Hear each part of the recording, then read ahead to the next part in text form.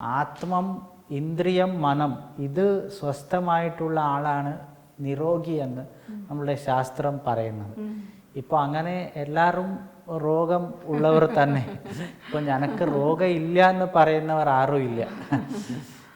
ഈ പ്രസന്നാത്മേന്ദ്രിയ മനം ഉണ്ടാക്കുന്ന ഒരു ദിവ്യൌഷധിയാണ് ഈ കഷായം. അതുപോലെ തന്നെ അവിടെ വളരെ വിശേഷമായിട്ട് പറയുന്ന ഒരു കാര്യം മറ്റേ കഷായ അതെ സേവ. അവിടെ ഈ 4 നേരം പൂജയിൽ വ്യത്യസ്തമായ നിവേദ്യങ്ങളുണ്ട്. ഈ രാവിലെ ആദ്യം ചെയ്യുന്ന പൂജ ദന്തധാവന പൂജ എന്ന് പറയും. എന്നാൽ അമ്മയ്ക്ക് പല്ല് തേപ്പിക്കുന്നത്. ഇങ്ങനെ ഒരു നമ്മളുടെ ഈ ശാസ്ത്രത്തിൽ ഒരു ജഗന്മാത്തെ എന്നാൽ ജഗത്ത് സംരക്ഷിക്കുന്ന നിയന്ത്രിക്കുന്ന ദേവി ആയാലും നമ്മൾ സങ്കല്പം കൊണ്ട് ഒരു വിഗ്രഹം, ഒരു ആലയം ഇതൊക്കെ നിർമ്മിക്കും. അപ്പോൾ നിർമ്മിക്കുമ്പോൾ നമുക്ക് എന്തെന്ത് ചെയ്യുമോ നമ്മളത് ദേവിക്ക് ചെയ്തിട്ട് സന്തോഷിക്കും. അതാണ് പൂജയുടെ ഒരു വിധാനം. ഇപ്പോൾ ദേവിക്ക് പ്രപഞ്ചം മുഴുവൻ ആഹാരം കൊടുക്കുന്ന ദേവിക്ക് നിവേദ്യം എന്തിനു ചെയ്യണം, അങ്ങനെയൊക്കെ എത്രയോ ചോദ്യങ്ങൾ വരും. പക്ഷെ ഇത് നമ്മൾ ഉള്ളിലുള്ള സോഹംഭാവേന പൂജയെ തന്നെ ഉള്ളിലുള്ള ശക്തിയെ അവിടെ ആവാഹിച്ചിട്ട് പൂജിക്കേണ്ടതാണ്. അപ്പോൾ നമുക്ക് ഉള്ളിൽ നമുക്കെങ്ങനെ ആവോ സോഹംഭാവേന എന്ന് പറയുന്നത് നമുക്ക് എന്തെന്ത് ചെയ്യൂ നമ്മളത് ദേവിയിൽ കണ്ടിട്ട് സന്തോഷിക്കും. അപ്പോൾ ആദ്യത്തെ നിവേദ്യം ഈ ചുക്കും ശർക്കര അതുകൊണ്ട് പല്ല് തേപ്പിക്കുമെന്ന സങ്കല്പം. അപ്പോൾ ആദ്യത്തെ നിവേദ്യം അത്.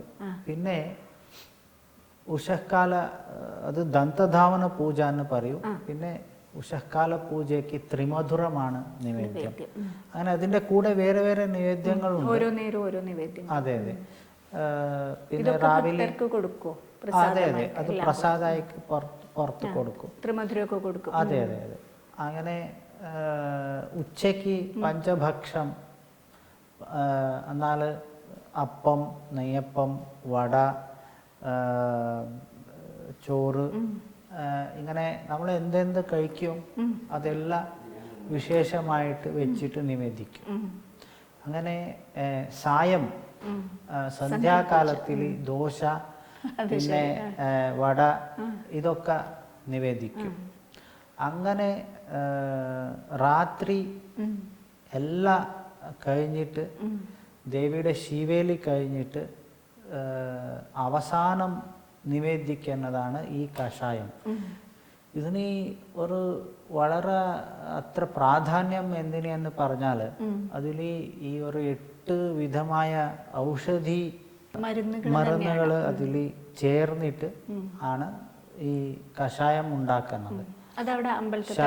അതെ അതെ. അവിടെ നിവേദ്യ ചെയ്യുന്ന സ്ഥലത്തിൽ ശർക്കര, പിപ്പലി, ചുക്ക്, കുരുമുളക് ഇങ്ങനെ ഒരു 8 വിധമായ ആ ഒരു ഔഷധിയുള്ള വസ്തുക്കൾ വെച്ചിട്ട് പാകം ചെയ്യുന്നതാണ്. 8 തരം ഔഷധങ്ങൾ ചേർത്തിട്ടാണ് ഈ കഷായം. അതെ.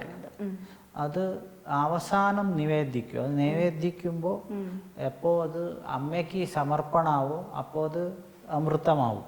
ഔഷധം അല്ല അമൃതമാവും. അപ്പോൾ ആ ഒരു സങ്കല്പത്തിൽ അത് എല്ലാവർക്കും കൊടുക്കും. അത് ഒരു ഫലം വന്നാൽ ഈ ദേവിനെ നമുക്ക് പൂജിക്കാൻ ആദ്യം വേണ്ടത് നമ്മളെ ശരീരമാദ്യം കലു ധർമ്മസാധനം എന്ന്. ശാരീരികമായിട്ട് നമുക്ക് സുഖമായിട്ട് ഇരിക്കണോ അതിന് വേണ്ടിയിട്ട് നമ്മൾ ശരീര സുഖം, ആരോഗ്യം, അരോഗത, നമുക്ക് രോഗം ഇല്ലാണ്ട് ഇരിക്കാനുള്ള ഒരു സങ്കല്പത്തിലാണ്. വരാൻ പാടില്ല, നമുക്ക് ഉള്ളത് മാറണം. അങ്ങനെ രോഗമില്ലാത്തവർ എന്ന് പറഞ്ഞാൽ ആരും ഇല്ല. പ്രസന്നാത്മേന്ദ്രിയ മനഃ സ്വസ്ഥ ഇത്യഭിധീയത്തെ എന്ന്. ആത്മം, ഇന്ദ്രിയം മനം ഇത് സ്വസ്ഥമായിട്ടുള്ള ആളാണ് നിരോഗി എന്ന് നമ്മളുടെ ശാസ്ത്രം പറയുന്നത്. ഇപ്പോൾ അങ്ങനെ എല്ലാവരും രോഗം ഉള്ളവർ തന്നെ. ഇപ്പം ഞനക്ക് രോഗം ഇല്ല എന്ന് പറയുന്നവർ ആരും ഇല്ല. ഈ പ്രസന്നാത്മേന്ദ്രിയ മനം ഉണ്ടാക്കുന്ന ഒരു ദിവ്യൌഷധിയാണ് ഈ കഷായം. അതും ഭക്തർക്ക് കൊടുക്കുമല്ലേ? അത് അവിടെ ഈ നിവേദ്യം കഴിഞ്ഞിട്ട് ദീപാരാധന കഴിഞ്ഞിട്ട് ഏറ്റവും അവസാനത്തിൽ അത് കൊടുക്കും. അപ്പൊ ഇത്രയും നേരം നമ്മൾ സംസാരിച്ചതൊക്കെ ക്ഷേത്രവുമായി ബന്ധപ്പെട്ടിട്ടുള്ള കാര്യങ്ങളാണ്. ഇനി അങ്ങയുടെ വ്യക്തി ജീവിതത്തെ കുറിച്ച് പറയുമ്പോൾ ഒരു പ്രത്യേക ഒരു കുടുംബമാണ് ഈ ക്ഷേത്രത്തിലെ ക്രിയകളും കർമ്മങ്ങളും പൂജാവിധികളും ഒക്കെ. അപ്പൊ അത് പരമ്പരാഗതമായിട്ട് വന്നു ചേരുന്ന ഒരു സംഗതിയാണ്. അതെ അല്ലേ? അതെ. അപ്പൊ ശരിക്ക് ആ കുടുംബത്തിൽ ഒരു ആൺകുട്ടി ഉണ്ടാവുമ്പോൾ തൊട്ട് അവനെ ഇതിനായിട്ട് പരിശീലിപ്പിക്കൂ? എങ്ങനെയായിരുന്നു അത്? അങ്ങയുടെ ജീവിതം എങ്ങനെയായിരുന്നു? അതെ, സാധാരണ അങ്ങനെയാണ്. ഈ ഒരു അന്തരീക്ഷത്തിലാണ് വളരുക. അതെ, ഏകദേശം ഒരു 40 തലമുറായി നമുക്കവിടെ 38-40 തലമുറായി അവിടെ പൂജ ചെയ്തുകൊണ്ട് ഒരു അമ്മയുടെ അനുഗ്രഹം എന്ന് പറയാം ഇതുവരെ അങ്ങനെ പോകുന്നുണ്ട്. അത് സാധാരണ ഈ പണ്ട് കാലത്തൊക്കെ ഈ ആധുനികമായിട്ടുള്ള വിദ്യ പഠിക്കുന്ന സമ്പ്രദായം ഇല്ല. അവിടെ തന്നെ പഠിപ്പിക്കും, ഇല്ലെങ്കിൽ അവിടെ അടുത്തുള്ള ഈ ഇതൊക്കെ പഠിപ്പിക്കുന്ന ഒരു പാഠശാലയിൽ പഠിപ്പിക്കും. ഇത് കഴിഞ്ഞിട്ട് ഇപ്പോൾ എൻ്റെ അച്ഛൻ്റെ കാലം മുതലാണ് ഈ ആധുനികം കുറച്ച് പഠിക്കാം സ്കൂളിലൊക്കെ തുടങ്ങിയത്. ഞാൻ MSc ഇൻ യോഗ. ഞാൻ ആദ്യം അവിടെ തന്നെ പഠിച്ചു, കൊല്ലൂരിൽ തന്നെ. പിന്നെ 8-9 കുന്താപുരം, പിന്നെ മൈസൂർ മഹാരാജ സംസ്കൃത പാഠശാല, അവിടെ സംസ്കൃതം ഓത്ത് പിന്നെ ആഗമം പഠിച്ചു. അതിൻ്റെ ശേഷം ഒരു 2 വർഷം ഞാൻ വീട്ടിൽ തന്നെ ആയിരുന്നു. അപ്പോൾ അതിൻ്റെ ശേഷം ഞാൻ MSc ചെയ്തു യോഗയിൽ മാംഗ്ലൂർ യൂണിവേഴ്സിറ്റിയിൽ. അത് കഴിഞ്ഞിട്ട് ഞാൻ പൂജയ്ക്ക് തുടങ്ങി. അവിടെ കല്യാണം കഴിഞ്ഞിട്ടാണ് പൂജയ്ക്ക് അർഹത അതെ പറഞ്ഞത്. അപ്പോൾ അതുവരെ അച്ഛൻ ചെയ്യുമായിരുന്നു. അപ്പോൾ എൻ്റെ കല്യാണം കഴിഞ്ഞിട്ട് ഞാൻ തുടങ്ങി. ശരി. അപ്പോൾ ഈ സാധാരണ ഉള്ള ഒരു സ്കൂൾ വിദ്യാഭ്യാസത്തിൻ്റെ കൂടെ ഈ ആചാരക്രമങ്ങളും പൂജാവിധികളും ഒക്കെ പഠിക്കുക എന്ന് പറയുമ്പോൾ അതെങ്ങനെയാണ് അത് ഒരുമിച്ച് കൊണ്ടുപോയത്? അത് ഈ ചില ബാലപാഠങ്ങളെന്നുണ്ടാകും ഇതിൽ. ആ ബാലപാഠം നമ്മളുടെ ഇല്ലത്തിൽ തന്നെ പഠിപ്പിക്കും. അതെ, അച്ഛനും ഒക്കെ ആയിട്ട് ഈ ചെറിയ സ്തോത്രങ്ങൾ, മന്ത്രങ്ങൾ, പിന്നെ ചെറിയ പൂജാവിധാനങ്ങൾ, ചെറുതായിട്ടുള്ള ഉപനിഷത്തുകൾ, ഇങ്ങനെയൊക്കെ പഠിപ്പിക്കും. അപ്പോൾ അതിൽ ഇൻട്രസ്റ്റ് അങ്ങനെ വന്നിട്ട് ഇതിൽ വരും. ആ ഒരു അന്തരീക്ഷത്തിൽ വളർന്ന് അങ്ങനെ അർച്ചകനിലേക്ക് എത്തുകയാണ്. അപ്പോൾ അങ്ങനെ ആണ് ഇതുവരെ. അപ്പോൾ അങ്ങയുടെ കുടുംബത്തിൽ നിന്ന് ഈ ഇതിലേക്കല്ലാതെ മറ്റു ജോലികൾ അന്വേഷിച്ചു പോയവരുണ്ട്. ഇപ്പോൾ സാധാരണ മൂത്ത ആളാണ് ചെയ്യുന്നത്. ബാക്കിയുള്ള ഇവരൊക്കെ പല ജോലികളായിട്ട് പോയവരുണ്ട്. അങ്ങനെ ഒരു ഓപ്ഷനെ കുറിച്ച് ആലോചിച്ചിട്ടുണ്ടോ? ഇല്ല, അങ്ങനെ ആലോചിച്ചില്ല. ഞാൻ MSc ചെയ്തു. അപ്പോൾ ഞാൻ ഇത് പഠിച്ചു. അപ്പോൾ MScയുടെ ഞങ്ങളുടെ ഒരു അച്ഛൻ്റെ സഹ അധ്യായിയായ പ്രൊഫസറായിരുന്നു അവിടെ യോഗ ഡിപ്പാർട്ട്മെൻറ്റിൻ്റെ ഹെഡായിട്ട് പ്രൊഫസറായിട്ടുള്ളവർ.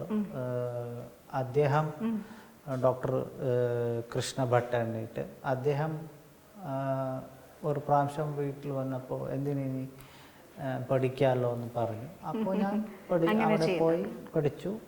അത് കഴിയുമ്പോൾ അവിടെ പഠിപ്പിക്കുമ്പോൾ തന്നെ കല്യാണം കഴിച്ചു. അപ്പോൾ അത് കഴിഞ്ഞ ശേഷം ഞാൻ അച്ഛനിക്ക് ഒരു 42 വർഷം അധികം അച്ഛൻ അവിടെ പൂജ ചെയ്തിട്ടുണ്ട്. അച്ഛൻ അത് ഞങ്ങൾക്ക് കൈമാറി. അങ്ങനെ ഇതുവരെ. അപ്പോൾ ഈ യോഗയിലുള്ള ഒരു പഠനം അത് അങ്ങയുടെ ഈ പ്രവൃത്തിക്ക് ഇങ്ങനെ ഏതെങ്കിലും തരത്തിൽ വളരെ ഇതാണ്. വളരെ എന്താന്നാൽ യോഗം പഠിച്ചാലേ ഞൻ്റെ ഒരു അനുഭവം, പിന്നെ ഞൻ്റെ ഒരു ഒപ്പീനിയനാണ്, യോഗം പഠിച്ചാലേ ആ പൂജയുടെ ഒരു ഇന്നർ മീനിങ് എന്നാൽ അതിൻ്റെ ഡെപ്ത് മനസ്സിലാവും. അതെ, എന്താന്നാൽ ഈ ആദ്യം നമ്മളുടെ പൂജ ചെയ്യുമ്പോൾ കൂടി എന്താ ആചമ്യ പ്രാണാനായമ്യ ദേശകാലവും സങ്കീർത്തിയാണ്. ആദ്യം ആചമനം ചെയ്തിട്ട് നമുക്ക് ചെയ്യുന്നത് പ്രാണായാമമാണ്. എന്നാൽ നമ്മളുടെ മനസ്സും ഇന്ദ്രിയം എല്ലാം നിഗ്രഹിക്കുന്ന ഒരു ക്രിയയാണ് പ്രാണായാമം. ശ്രദ്ധ പ്രാണായാമം ചെയ്തിട്ടാണ് തുടങ്ങുന്നത്. അപ്പോൾ ധ്യാനം, അങ്ങനെ ആണ് ഈ പൂജ. ഷോഡശോപചാര പൂജ എന്ന് ചെയ്യുമ്പോൾ കൂടി ആദ്യം ചെയ്യുന്നത് ധ്യാനം ആണ്. ധ്യാനമായിട്ടാണ് ആവാഹനം, അങ്ങനെയാണ് ചെയ്യുന്നത്. ഈ ധ്യാനം എന്ന് പറഞ്ഞാൽ നമുക്ക് ധ്യാനം ചെയ്യാൻ അറിഞ്ഞാലേ നമുക്ക് അവിടെ ചെയ്യാൻ പറ്റുള്ളൂ. അങ്ങനെയാണ്. അപ്പോൾ നമ്മൾ ഈ യോഗ കൂടി പഠിച്ചത് കൊണ്ട് ആ ചെയ്യുന്ന കർമ്മങ്ങൾക്ക് അല്ലെങ്കിൽ ക്രിയകൾക്ക് കുറെ കൂടി പൂർണ്ണതയുണ്ടെന്നാണ് പറയുന്നത്. അങ്ങനെ ഇല്ല, നമുക്ക് ഒരു ക്ലാരിറ്റി കിട്ടും. നമ്മൾ ചെയ്യുന്ന കാര്യങ്ങളെ കുറിച്ചൊരു ക്ലാരിറ്റി. അതെ അതെ അതെ. ഇപ്പോൾ അത് ചെയ്യാത്തവർക്കും അവർ ചെയ്യാം. എന്താന്നാൽ അത് ഒരു ജന്മന ഒരു ഇതുണ്ടാവും. അപ്പോൾ അവർ കുറേ മഹാത്മന്മാർ അവർ യോഗമൊന്നും പഠിക്കാത്ത അവരുടെ ജീവിതം തന്നെ യോഗമാക്കിയവരുണ്ട്. അത് അവരുടെ പൂർവജന്മത്തിൻ്റെ ഒരു സുകൃതമാണ്. അങ്ങയുടെ കാര്യത്തിൽ ആ പഠനം ഇതിന് ഒരു ഗുണകരമായി. തീർച്ചയായിട്ടും എൻ്റെ വിഷയത്തിൽ ഞങ്ങൾക്ക് ഏറ്റവും അനുകൂലമായിട്ട് തന്നെ ഈ പഠനം ആയി. യോഗ അല്ലാതെ മറ്റ് എന്തെങ്കിലും ഇപ്പോൾ കലാപരമായിട്ടോ അല്ലെങ്കിൽ മറ്റു താല്പര്യങ്ങളൊക്കെ ഇല്ല, അങ്ങനെയില്ല. ഞാൻ സാധാരണ ഈ ഇംഗ്ലീഷ് വിദ്യാഭ്യാസത്തിൻ്റെ കൂടെയാണ് ഈ പഠനം നടത്തിയത്. പിന്നെ ഫുൾ ടൈം ഈ പഠനം ഒരു 8 വർഷം ഇതിൽ തന്നെ ആഗമശാസ്ത്രം പിന്നെ ഇത് ചെയ്തു. പിന്നെ ഫുൾ ടൈം യോഗ തെറപ്പി ഇത് ചെയ്തു. പിന്നെ വേറെ ലൈനിലേക്ക് പോയിട്ടില്ല, സമയമില്ല. അതെ, സമയമില്ല.